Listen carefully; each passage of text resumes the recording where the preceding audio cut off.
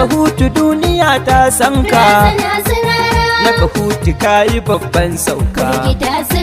A lokaci kawai muke dakonka, Ubangijinmu ne fa ai ya tsare ka. Ya baka lokaci kake juyawa, hakan yasa suke yawan zaginka.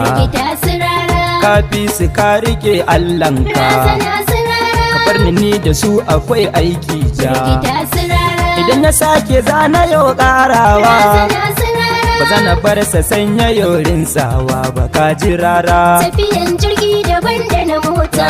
na sirara, Karka damu haushin mugun yana ta ƙara, ka da zifi gwagi da raddinsa ba barara. tafiyan jirgi daban da ta mota. Razana su rara, Karka damu haushin mugun yana ta ƙara, karka damu banni da raddinsa. Kaji